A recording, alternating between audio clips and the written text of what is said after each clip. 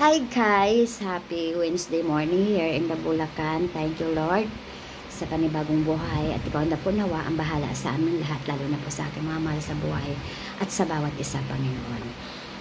Sa umagang ito guys, magchika-chika po tayo. Halo-halong chika ang gagawin ko ngayon. Pero sa wala pa guys, ayan po. Meron kaming durian. Ito na po yung durian na nabili namin ni Rose.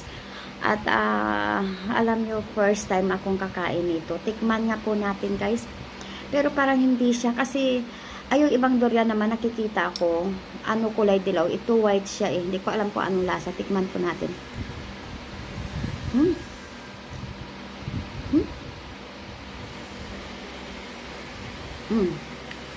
Masarap siya. Pero talagang yung amoy niya ay hindi mo kakayanin.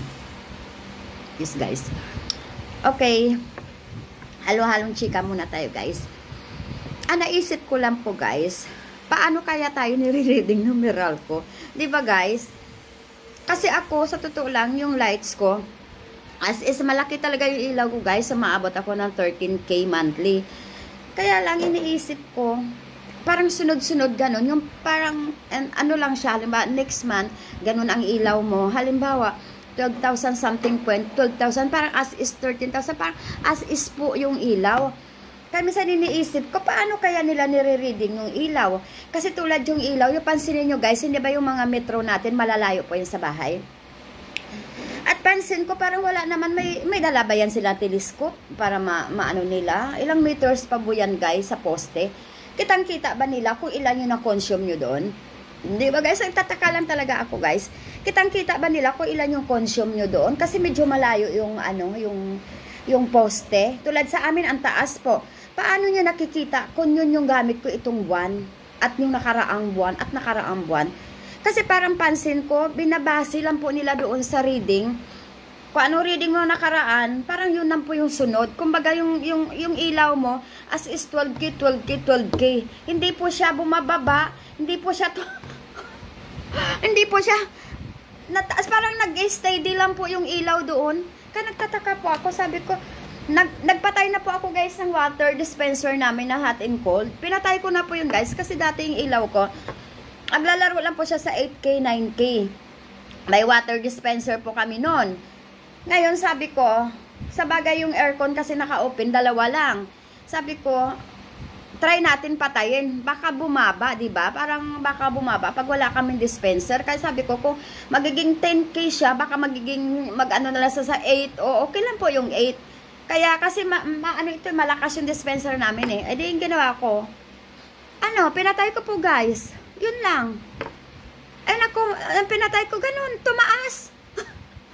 Tumaas talaga guys. Kaya naging amabot ako ng 13K. Kaya sabi ko, laki naman. Kumbaga parang napag-usapan natin, bakit ganun ang consume ko? Ang laki naman. Parang daig ko pa yung nasa opisina. Sabi ng kapatid ko, ay opisina nga namin, ganyang ilaw, opisina yun ha. Parang daig nyo pa yung nasa opisina kayo. Tapos ito rin, yung sa, mega shoutout din po sa Prime Water ha. Yung tubig po may kulay. Madilaw po yung tubig, marumi. Kumbaga, hindi po namin siya mailuluto, hindi po namin siya, kumbaga parang pangligo nga alanganin kasi minsan maitim, madilaw. Ano ba yan? Please naman, paki-actionan nyo din naman yung tubig kasi nga, kailangan din po, para hindi na po tayo bumili ng mineral, at least yung tubig na sa gripo, pwede na po natin ito gamitin panluto.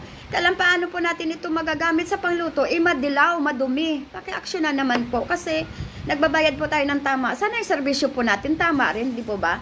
Ganun lang po yun, kung baga, give and take po tayo. Nagbabayad kami ng mahal, magserbisyo din po kayo ng tama para sa mga taong bayan po. Kasi dito sa Bulacan, nireklamo po walang tubig, marumi ang tubig.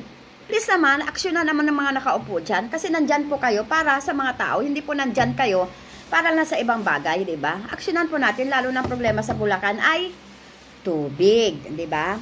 Okay guys, chika ko pa rin, pangatlong chika ko. Kayo ba guys, natatakot po, halimbawa mag-travel? Ako guys, sa totoo lang, gusto ko na pumunta ng US, kaya lang, takot po ako, mayroon akong panic attack guys, takot po ako kung anong gagawin ko po sa airport, lalo kung magbiyahe po ako mag-isa. Guys, tulungan nyo naman ako mag-decide dyan. Kasi para bang, hindi guys, sa totoo lang, syempre, hindi na malingid sa inyo. Parang gusto ko na rin, matagal na po ako pinapapunta po doon. Kaya lang, ako po takot po ako magbiyahe mag-isa. Mayroon akong panic attack, mayroon akong nervous, hindi ko alam kung anong gagawin ko. Lalo na ako siguro kung magbiyahe ako, mag-travel po ako mag-isa. Ano po kaya ang gagawin ko guys? Di ba guys? Yun lang guys. Thank you guys.